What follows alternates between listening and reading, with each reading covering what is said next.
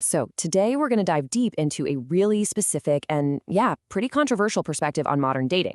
We're going to do a neutral breakdown of a single source text, tracing the key moments and arguments that shaped this one particular worldview. We'll just lay out the author's journey from his point of view and see how he got there. Let's jump in. Right off the bat, the author flips the classic Emperor's New Clothes story on its head. This quote really gets to the heart of how he feels, that he's being told to just shut up for pointing out things he sees as obvious, uncomfortable truths about gender dynamics today. This idea of being silenced, that's the engine for this entire worldview. Okay, so how did he get here? According to the author, this whole thing didn't just come out of nowhere. He traces it all back to a handful of specific moments from when he was growing up, events that he saw as fundamentally unfair and sexist, and that really set the stage for everything to come. What's really interesting is how he connects these seemingly separate events into one single story of injustice. It starts when he's just 10 with a confusing moment at summer camp. Fast forward to high school, and he's sitting in a classroom while the girls are out for Take Our Daughters to Work Day. And then, bam, at 18, he gets a letter forcing him to register for the draft while his sister is exempt. For him, these aren't just random bad days. They're key pieces of evidence.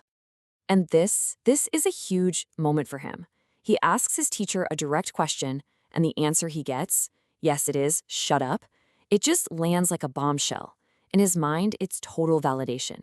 It confirms he's right, but it also sends this really powerful message. You've stumbled upon a truth that you are not allowed to talk about. So here, he basically puts two things side by side to build his case.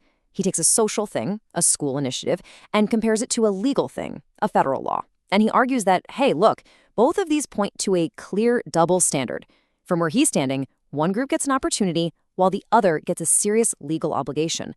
This is what leads him to call it naked sexism against men.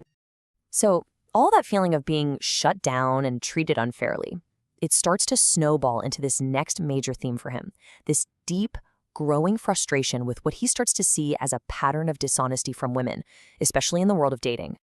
And this is a question that just keeps popping up for him over and over again. He tells all these different stories where he's left wondering, when a woman says, sorry, I have a boyfriend, is she telling the truth? Or is that just, a convenient way to get out of an awkward conversation? This uncertainty, it really starts to eat at him. Yeah, the source text is just packed with these anecdotes that he uses as proof. He tells stories about women he calls Lillian, Puneet, Vanessa, and Molly. And in each one, he gets some version of these rejections. To him, they're not just polite letdowns. He sees them as actual lies that waste his emotional energy and honestly just prevent any real connection. Okay, but this next story, this is the one he presents as the ultimate betrayal. He goes on a date, or what he thinks is a date, and then finds out he was actually subject number 7 in someone's secret psychology experiment. I mean, for him, this wasn't just a little white lie. It felt like a cold, calculated, systematic deception. It basically confirmed his worst fears. And all of this leads us to what is really the emotional heart of his whole argument. It's this paradox that he feels totally trapped in, being the guy who's seen as valuable enough for deep emotional support, but never as a romantic partner. And he actually comes up with a name for this role. He calls himself Captain Free Therapist. It's this kind of sarcastic superhero persona he creates to describe his experience.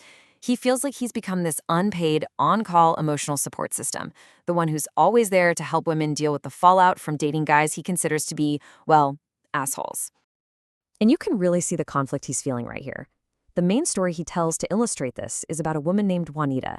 He describes spending hours and hours on the phone with her, consoling her after a terrible breakup, only to watch her turn around and start dating another guy who was exactly the same type she'd been crying about. And the irony of this moment is what just seems to crush him. She asks him this question, and he's thinking, the answer is you. You're the kind of woman who wouldn't want to go out with me. For him, that one little conversation just perfectly captured his whole friend zone experience. And that's it. He's had enough. After going through this over and over, he makes a decision. He declares that he is officially done playing that role. He sees it as a thankless, emotionally draining job with zero benefits, and he's quitting. So, as you can imagine, after all these experiences pile up, his perspective really starts to change. It hardens. And he decides that if he's going to keep interacting with women at all, he needs a brand new, much stricter set of rules to protect himself. So these are the new rules for engagement he comes up with. Number 3, of course, comes directly from that whole Captain Free Therapist saga. And rules 1 and 2, well, those are born from a really long and painful story he tells about a woman he nicknames Shirley Moocher, who he says completely took advantage of him financially. And this quote right here, it just bluntly sums up the main lesson he took away from that whole ordeal. After spending months trying to get a $500 loan paid back, he just establishes this really hard-line financial policy. To him, it's not about being mean. It's about necessary self-preservation. So when you step back and look at the whole picture, the source text is really presenting us with a journey. It's the story of someone who, in his own telling, started out as an idealist and, through a series of personal rejections and perceived injustices, became a hardened cynic operating from a very defensive playbook when it comes to dating. And that brings us to the final question, which is really a question for you. The author presents his experiences as evidence of a wider pattern in society, but you're left to wonder, does this story describe a real, common dynamic in modern dating? Is it possible it's a self-fulfilling prophecy shaped by his own beliefs? Or is it, in the end, just one person's very personal story of grievance? That's something for you to think about.